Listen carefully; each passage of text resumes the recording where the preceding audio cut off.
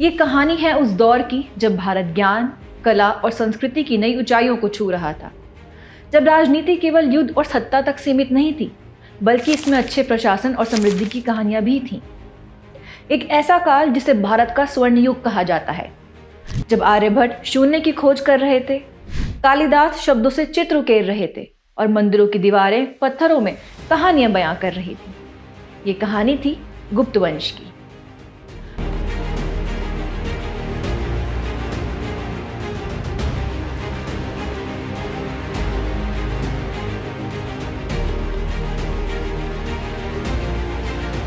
गुप्त साम्राज्य का उदय कुषाण साम्राज्य के ध्वंसावशेषों पर हुआ। ऐसा कहा जाता है कि गुप्त वंश के आरंभिक शासक संभवतः उत्तर प्रदेश के कुषाणों के सामंत थे। 3वीं शताब्दी के अंत तक गुप्तों का राज्य उत्तर प्रदेश और बिहार के उपजाऊ क्षेत्रों तक फैल चुका था। उनकी सफलता का एक बड़ा कारण था उनका शासन संचालन का केंद्र, जो मध्य देश की उर्वर भूमि में स्थित था। इससे कृषि, व्यापार और प्रशासन को काफी बढ़ावा मिला। इसके अलावा उनके शासनकाल में बिहार और दक्षिणी भारत के लौह अयस्क संसाधनों का भी व्यापक रूप से दोहन किया गया। इतना ही नहीं, गुप्त वंश के शासकों ने पूर्वी रोमन साम्राज्य, जिसे बाइजेंटाइन साम्राज्य भी कहा जाता है, के साथ रेशम व्यापार से अपार समृद्धि अर्जित की। उनके शासन में कला, साहित्य और विज्ञान को अपूर्व बढ़ावा मिला, जिससे यह काल भारतीय इतिहास में स्वर्ण युग के रूप में प्रसिद्ध हुआ। लेकिन हर महान साम्राज्य को एक दिन पतन का सामना करना पड़ता है, और गुप्तों के साथ भी यही हुआ। 5वीं शताब्दी में हूनों के आक्रमणों ने इस साम्राज्य को कमजोर कर दिया और अंततः 550 ईस्वी तक गुप्त सत्ता बिहार और उत्तर प्रदेश के कुछ इलाकों तक ही सीमित रह गई। अब इस कहानी में प्रवेश करते हैं और बेहतर तरह से जानते हैं उन महान शासकों के बारे में जिन्होंने गुप्त साम्राज्य के स्वर्ण युग को आकार दिया। चंद्रगुप्त प्रथम, जिनका शासनकाल 319 से 334 ईस्वी तक रहा। उन्होंने अपने राजनीतिक सफर की शुरुआत तब की जब उन्होंने संभवतः नेपाल की लिच्छवी राजकुमारी से विवाह किया, जिससे उनकी स्थिति मजबूती से स्थापित हुई। वैश्य पृष्ठभूमि के बावजूद क्षत्रिय विवाह ने उन्हें नई प्रतिष्ठा प्रदान की और महाराजाधिराज की उपाधि ग्रहण करते ही गुप्त काल की नींव रख दी। जैसे जैसे समय आगे बढ़ा, उनके पुत्र समुद्रगुप्त ने अपनी वीरता और सैन्य कौशल से गुप्त साम्राज्य को नई ऊंचाइयों पर पहुंचाया। उनके दरबारी कवि हरिसेन ने इलाहाबाद के स्तंभ पर प्रयाग प्रशस्ति के रूप में उनकी गाथा अंकित की, जिसमें उनके शौर्य और विजय के अद्भुत किस्सों का बखान मिलता है। यह भी कहा जाता है कि श्रीलंका के शासक मेघवर्मन ने गया में एक बौद्ध मंदिर के निर्माण हेतु उनकी अनुमति ली। इन उपलब्धियों के कारण उन्हें नेपोलियन ऑफ इंडिया का खिताब भी मिला। आगे बढ़ते हुए चंद्रगुप्त द्वितीय का दौर आया, जब गुप्त साम्राज्य अपने चरमोत्कर्ष पर था। उन्होंने वैवाहिक संबंधों और विजय के जरिए अपने साम्राज्य की सीमाओं का विस्तार किया। उनकी पुत्री प्रभावती का विवाह वाकाटक शासक रुद्रसेन द्वितीय से हुआ, जिसने दोनों राज्यों के बीच एक सुदृढ़ संबंध स्थापित किया। चंद्रगुप्त द्वितीय ने विक्रमादित्य की उपाधि धारण की और उज्जैन के उनके दरबार में कालिदास, अमर सिंह, हरिसेन, वराहमिहिर, वररुचि, वेताल भट्ट, शंकु, धनवंती और कहापनक जैसे नवरत्न विद्वानों की टोली ने उस युग को सांस्कृतिक और वैज्ञानिक समृद्धि का एहसास कराया। इतना ही नहीं, चीनी तीर्थयात्री फहायान ने भी भारत के जीवन का विस्तृत वर्णन करते हुए इस स्वर्णिम काल की प्रशंसा की। इतिहास केवल सुनहरी उपलब्धियों तक सीमित नहीं रहता। चंद्रगुप्त द्वितीय के उत्तराधिकारियों को मध्य एशिया से आए हूणों के आक्रमणों का सामना करना पड़ा, जिससे गुप्त साम्राज्य धीरे धीरे कमजोर हुआ। इसी दौरान कुमारगुप्त प्रथम ने नालंदा विश्वविद्यालय की स्थापना कर शिक्षा में महत्वपूर्ण योगदान दिया, जबकि विष्णुगुप्त गुप्त वंश के अंतिम ज्ञात शासक के रूप में इतिहास में दर्ज हुए। गुप्तकालीन अर्थव्यवस्था और समाज ने इसे स्वर्ण युग का दर्जा दिलाने में अहम भूमिका निभाई। फहायान जैसे चीनी यात्रियों ने मगध को समृद्ध और उन्नत क्षेत्र के रूप में देखा।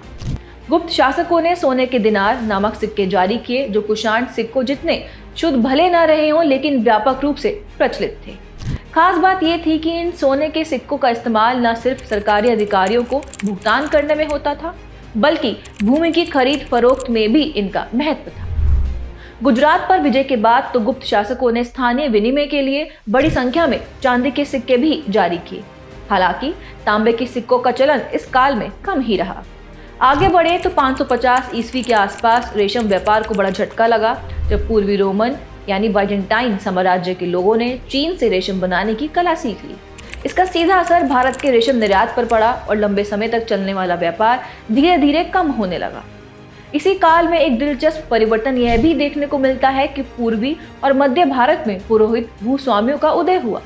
उन्हें शासकों से भूमि अनुदान मिलता था, जिससे नए इलाकों को कृषि के दायरे में लाया जा सका।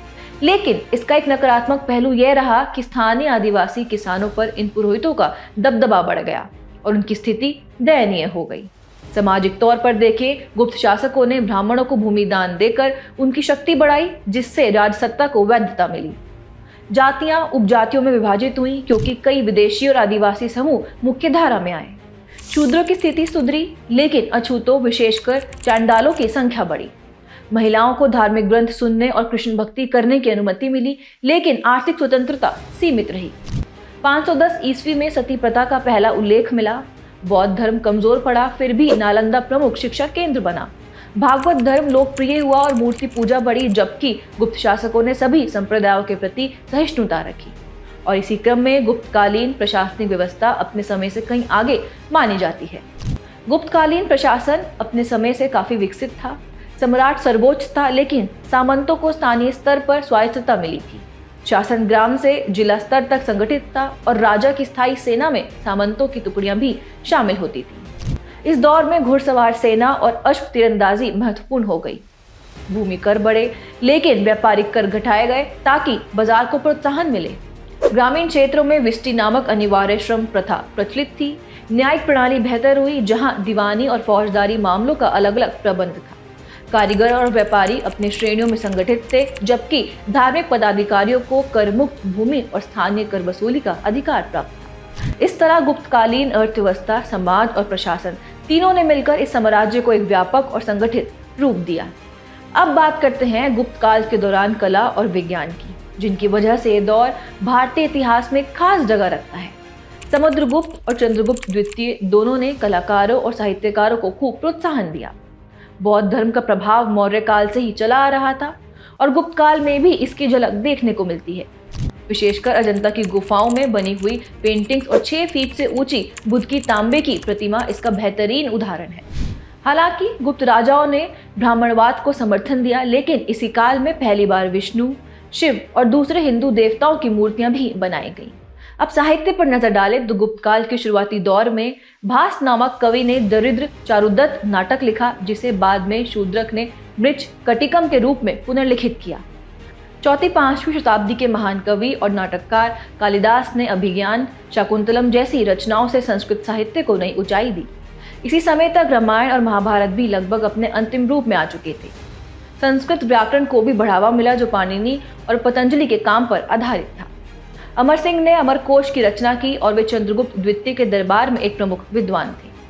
विज्ञान और प्रौद्योगिकी के क्षेत्र में 5वीं शताब्दी के प्रसिद्ध गणितज्ञ आर्यभट्ट ने आर्यभट्टी नामक ग्रंथ लिखा, जिसमें खगोल विज्ञान और गणित के कई सिद्धांत शामिल हैं। उसी समय इलाहाबाद जिले के एक शिलालेख से पता चलता है कि भारत में दशमलव प्रणाली का ज्ञान था। रोमक सिद्धांत नामक एक पुस्तक भी इसी दौर में तैयार हुई, जिसमें ग्रीक और रोमन विचारों का प्रभाव देखा जा सकता है। धातु प्रौद्योगिकी में भी भारत काफी आगे था। बुद्ध की बड़ी बड़ी कांस्य मूर्तियां बनना इसका प्रमाण है। दिल्ली के महरौली में 4वीं शताब्दी का लौह स्तंभ, जो आज तक जंग से बचा हुआ है, गुप्तकालीन शिल्पकारों की दक्षता का सबसे बढ़िया उदाहरण माना जाता है। अब बात करते हैं पूर्वी भारत में सभ्यता के प्रसार की, जहां उड़ीसा, बंगाल और असम ने अपनी अपनी अनूठी पहचान बनाई।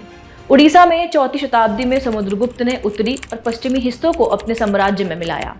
5वीं शताब्दी तक भूमि अनुदान से कृषि विकास हुआ और वर्ष को 12 चंद्र मासों में बांटने की परंपरा शुरू हुई। 30वीं शताब्दी ईसा पूर्व से लेखन प्रचलित था, लेकिन 350 ईस्वी के बाद संस्कृत का प्रयोग बढ़ा। बंगाल में 5वीं-6वीं शताब्दी में संस्कृत शिक्षित समाज उभरा। गुप्त प्रांतपतियों ने 550 ईस्वी के बाद उत्तरी बंगाल पर शासन किया। 600 ईस्वी तक यह गौड़ कहलाने लगा, जहां शशांक जैसे शासकों का शासन था। भूमि बिक्री के ताम्रपत्र प्रमाण है कि कृषि और प्रशासनिक संरचना विकसित हो रही। असम में 4वीं शताब्दी में समुद्रगुप्त को कामरूप से उपहार मिले।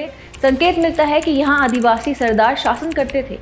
6वीं शताब्दी तक संस्कृत और लेखन का विकास हुआ। 7वीं शताब्दी में भास्कर वर्मन प्रमुख शासक बने और बौद्ध धर्म यहाँ व्यापक रूप से स्थापित हो गया। इस तरह उड़ीसा, बंगाल और असम तीनों ने मिलकर पूर्वी भारत में सामाजिक, आर्थिक और सांस्कृतिक विकास की एक समृद्ध विरासत छोड़ी। तो ये थी गुप्त काल की अनोखी कहानी। लेकिन इतिहास कभी ठहरता नहीं, ये एक बहती नदी की तरह आगे बढ़ता रहता है। गुप्तों के बाद सत्ता के समीकरण बदले, नए नायक उभरे और भारत एक नए युग में प्रवेश कर गया। अब सवाल यह है कि जब गुप्त साम्राज्य की चमक फीकी पड़ने लगी, तब कौन सा शासक इस शून्य को भरने के लिए आगे आया? कौन था वो योद्धा जिसने उत्तर भारत को फिर से एकजुट किया और अपनी छवि इतिहास में अमर कर दी? ये सब जानेंगे हमारी अगली वीडियो में, जहां हम बात करेंगे हर्षवर्धन और उनके दौर की अद्भुत गाथा की। तो जुड़े रहिए विजन IAS के साथ, क्योंकि इतिहास के पन्नों में छिपे ये राज आपको आने वाले कल के लिए तैयार करते हैं।